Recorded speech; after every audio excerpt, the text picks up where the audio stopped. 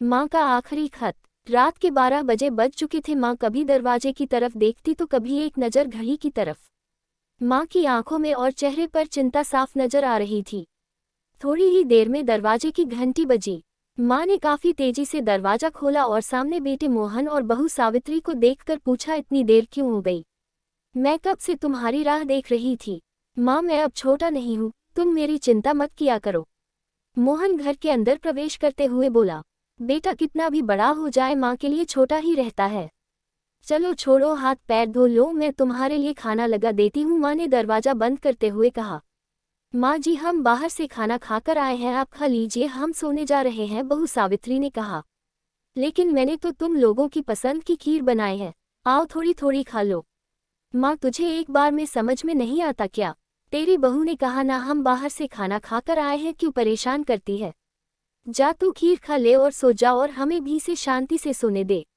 माँ अकेले कैसे खीर खा सकती थी और उसे बिना खाए नींद कैसे आ सकती थी, क्योंकि बेटे के इंतजार में उसने भी कुछ नहीं खाया था। वो किचन में गई, एक गिलास पानी पिया और अपने रूम में चली गई। सुबह 10 बजे मोहन की आंखें खुली। बाजू में सावित्री अभी भी सो रही थी। मोहन हॉल में आया तो लैपटॉप के पास रखी एक चिट्ठी पर उसकी नज़र पड़ी। ये चिट्ठी किसकी हो सकती है, ये देखने के लिए उसने चिट्ठी खोलकर पढ़ना शुरू किया। मेरे लाल, तू सोच रहा होगा कि एक ही घर में रहते हुए ये चिट्ठी क्यों? मैं तुम्हें बोलकर भी ये बात बता सकती थी। हाँ, बता सकती थी अगर तू मेरी बातें सुनना चाहता तो। किसी एक्सप्रेस गाड़ी की तरह तू आता है और कुछ ही पलों में निकल जाता है। खैर वो सब जाने दो, कल तुम्हारा जन्मदिन था इसलिए मैंने खीर बनाई थी। सोचा कम से कम आज के दिन साथ में बैठकर खाना खाएंगे। मगर मैं ये बात भूल गई थी कि मेरा बेटा बड़ा हो चुका है, तो अपने दोस्तों के साथ पार्टी करके खाना खाकर आया। चलो, मुझे इस बात की खुशी हुई।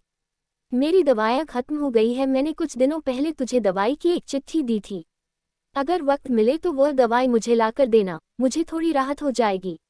मोहन को याद आया कि 4-5 दिन पहले माँ ने एक दवाई की चिट्ठी दी थी। उसने अपने ऑफिस के बैग में जाकर उस चिट्ठी को तलाशा और उसे खोलकर देखा।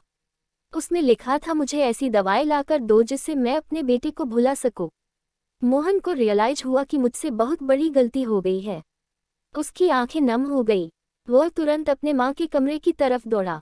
सबसे पहले उठ जाने वाली माँ आज क्यों नहीं उठी थी? ऐसा देखकर उसे आश्चर्य हुआ। उसने माँ को उठाने की काफी कोशिश की, लेकिन माँ एक गहरी नींद में सो चुकी थी। मोहन के पास फूट फूट कर रोने के अलावा और कोई चारा नहीं बचा। दोस्तों, ये कहने की जरूरत नहीं है कि माँ बाप जीवन में कितने मूल्यवान हैं।